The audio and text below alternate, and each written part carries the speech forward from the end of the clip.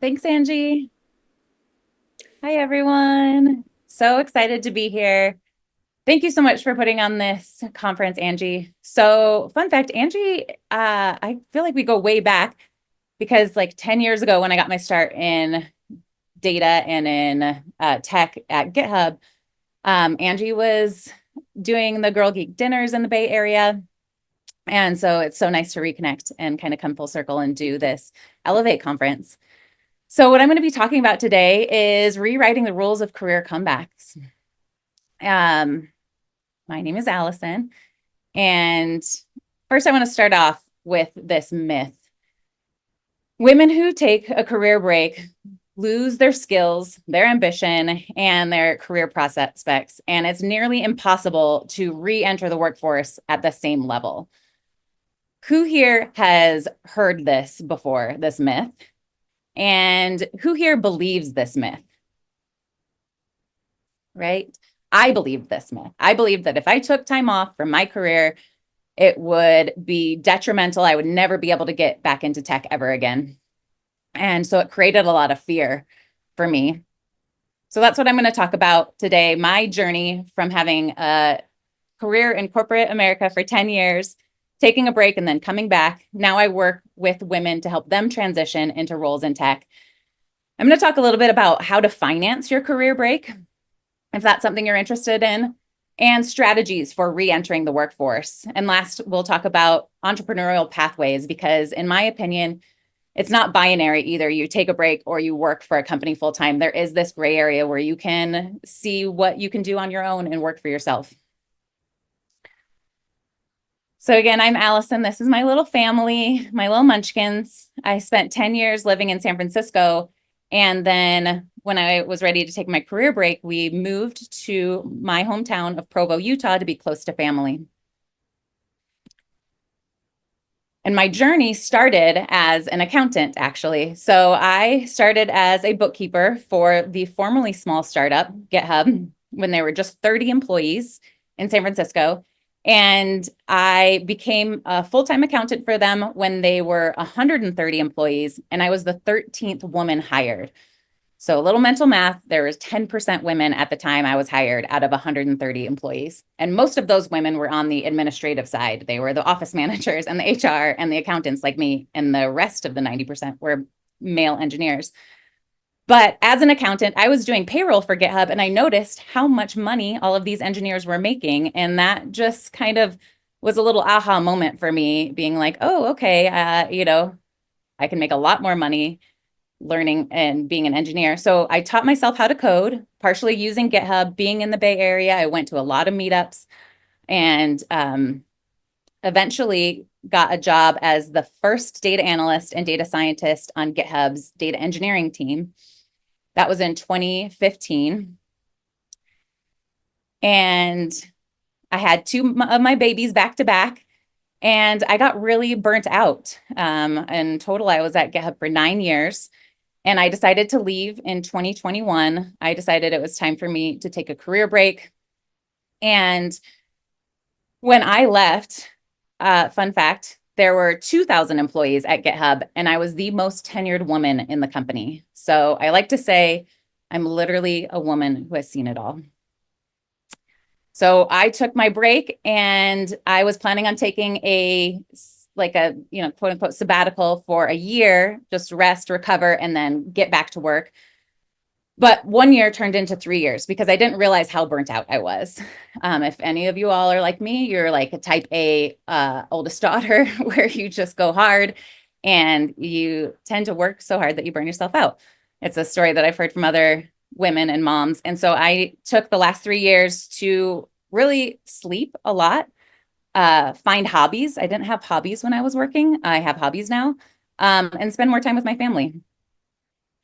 And then last year, I was able to return to the workforce, get a job as a technical trainer with a nonprofit here in Utah called Tech Moms. And um, and I've been doing that since August of last year.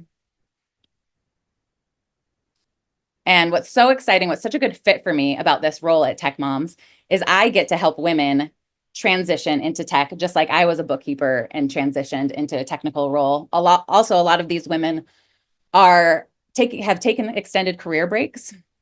So they're rejoining the workforce, and it's really upskilling them through technical training. They have a 9-week web development class, and then I teach their 12-week data analytics and AI class.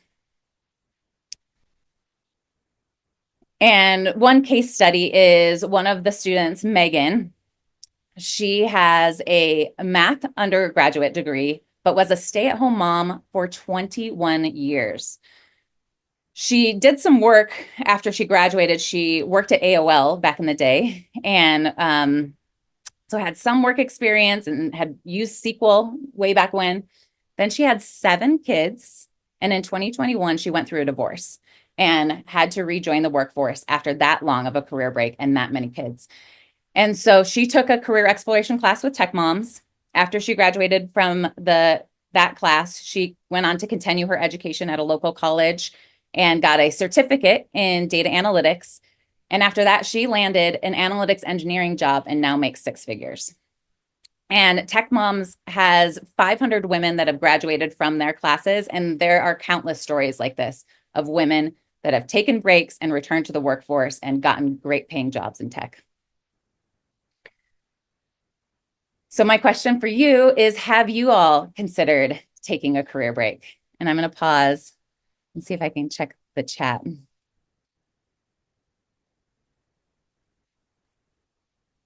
There's a bunch of messages. Okay. I did the best decision, right? The best decision. Annie's in her career break right now. It's techmoms.org. That's the website. Hats off to Megan and everyone who helped, including Tech Moms. It's amazing. It's honestly such a wonderful feeling to be a part of a group that's women helping women. Certificates matter. Yeah. Olena says, I'm taking one, went back to school to upskill after 15 years in tech. Christine says, I left my career gig and I'm working on a consulting business with more flexibility. Yep. We've got someone on a maternity leave right now. Yeah. So it's pretty common to want to take a career break, especially you all in these mid to senior level positions. You've been in the workforce for 10, 15, maybe 20 years. And maybe you have families and kids that you want to spend more time with. It's completely normal to want to shift priorities.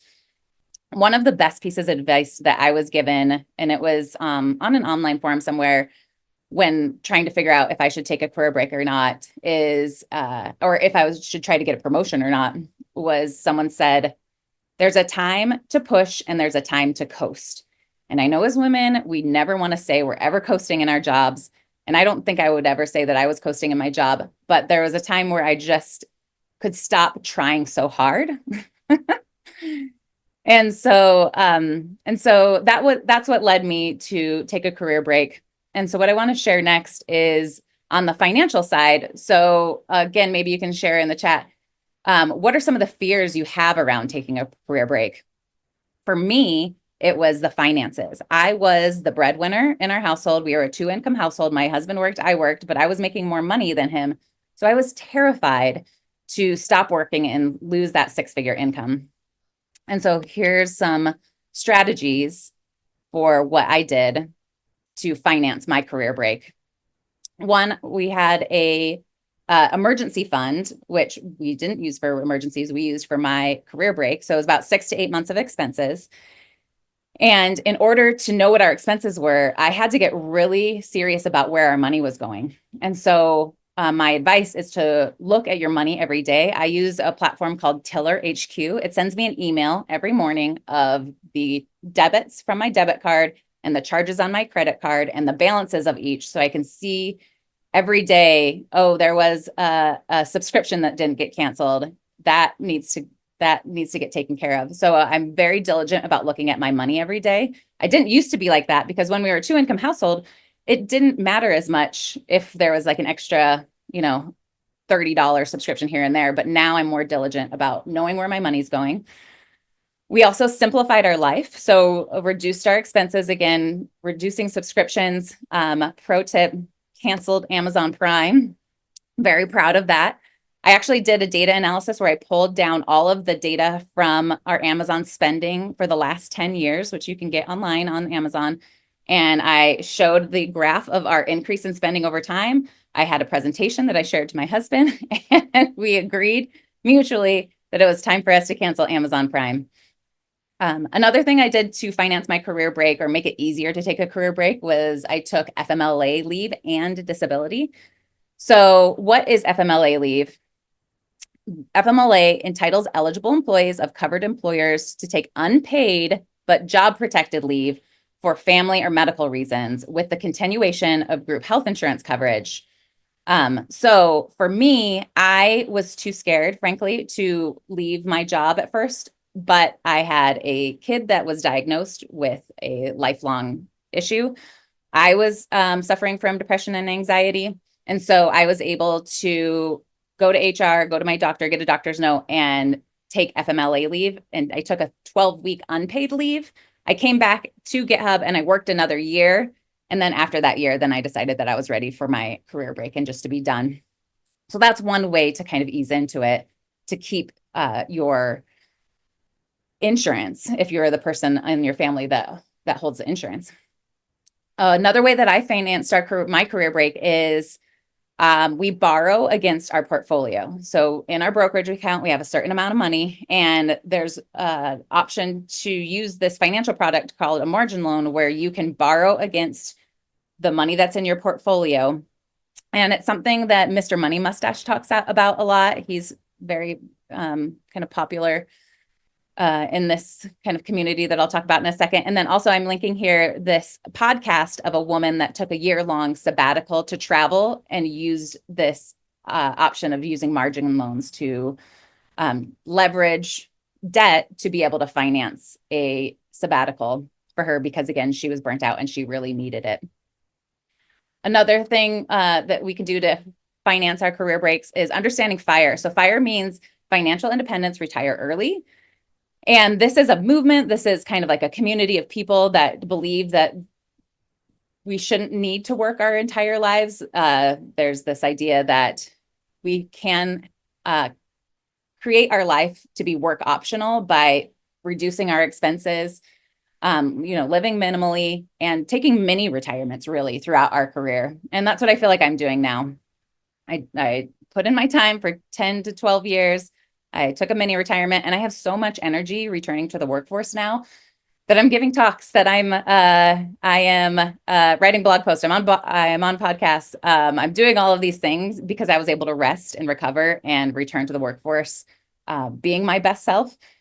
And so and I can see myself probably working for the next 10 years and then maybe taking a little break and chilling out for a bit after that.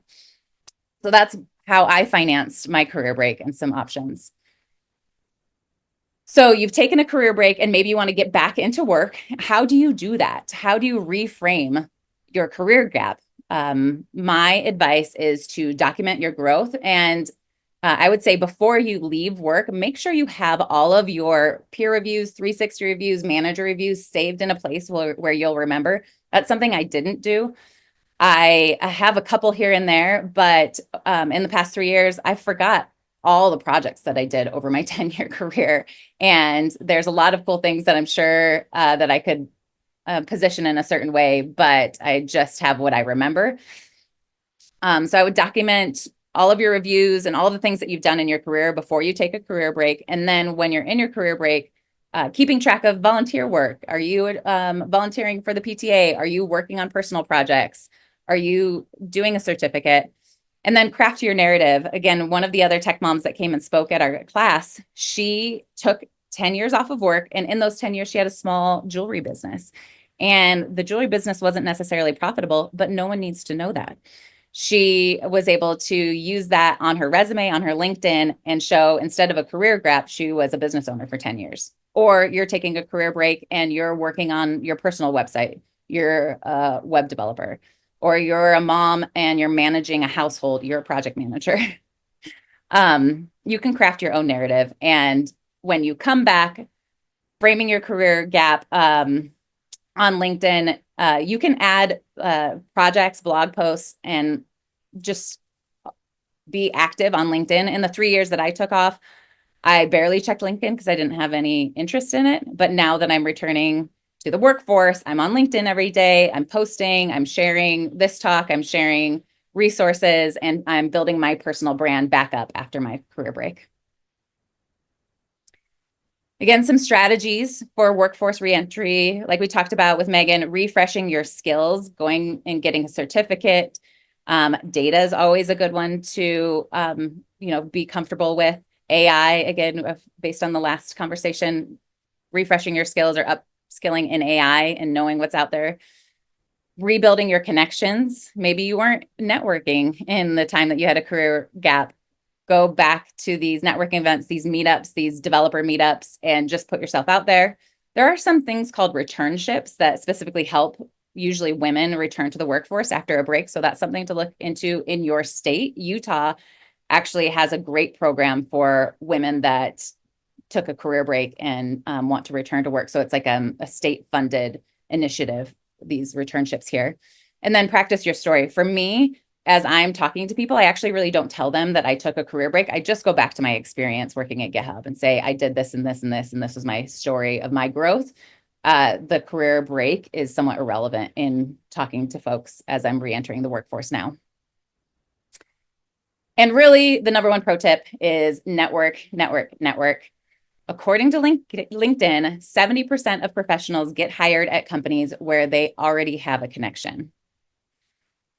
I got connected to tech moms through a networking event. I was at an event and I said, I really want to help women break into tech. And the person that I was talking to said, you need to meet Trina. Trina is one of the co-founders of Tech Moms. We connected, exchanged phone numbers and text messages. And then she brought me on board to be the curriculum developer and launch their first data analytics cohort last semester. So that came through networking. Megan's job that she got was through networking. Another thing to know is that 80% of jobs are never posted online. It's a hidden job market. So to find out about these jobs, you have to know someone or get an inside tip or referral. Again, this job at Tech Moms was never posted online. Trina knew me. She knew my story. She thought I'd be a great fit to be the data analytics instructor. So she brought me on board without ever posting an external job posting. Mary says, yes, I'm just reading some of the comments. When you mention a career break, it means you have to defend it. Don't bring it up. Let the other person bring it up, but be prepared with your answer. Thank you. Yeah, for me, if someone were to bring it up, I'd just say, I took 3 years off to take care of my family. It's that simple. Now, what about you? Who here wants to be their own boss or has had dreams of having a side hustle or launching a company? And the varying scale, right? From side hustle to like maybe you have dreams of being a VC-backed startup. That's pretty exciting. And so that's where I'm at right now. I'm in the phase of my career where I'm in my entrepreneur era and I am exploring entrepreneurship. And I know I'm going over time, so I'll go real fast. So exploring entrepreneur pathways, identifying your values, start small and build your platform and test and scale. So talking about testing and scaling, I want to show you. So I became a teacher. This was me on my first day of class. I was so excited after a 3-year career break. And I continued teaching in my next semester. So this was me last weekend with the 25 women that are in my data analytics class. We were at Adobe. I love teaching. It is something I'm passionate about, and I'm having so much fun doing it. It doesn't even feel like work. So to continue that, my computer's slow. I am starting an AI Kids coding workshop. So I need to connect with the woman that spoke before because I love teaching kids how to code using AI. It's so, so fun. So I'm piloting this program. It'll be at some libraries. And we're looking to get some grants from the state to continue funding this because it's not a business unless it's sustainable, right? So that's some things that I'm doing there. I launched a consulting firm. I'm exploring an idea with AI, and I have some exciting news to share, which is I'm launching a YouTube channel. Thanks to Angie. She helped push me. AI with Alyson. Find me on YouTube. I'll be releasing videos every Friday talking through how to leverage AI. And just actually, I wanted to call it AI Playground because it's really just playing with AI. It's so fun to be on the internet right now in the age of AI. So check that out. And what I want to challenge you all with is to create your own back pocket business plan. Figure out what you're good at, what you could monetize, and how you could turn your idea into a six-figure business within 24 months. I have some resources here that are linked in the slides, which hopefully we can send out the slides afterwards. And I'll leave you with the quote from Michelle Obama: "There's no limit to what we as women can accomplish." So thank you. Thank you, Allison. That's so super inspiring. Love all the resources. We'll follow you on YouTube and be excited to see what you do next.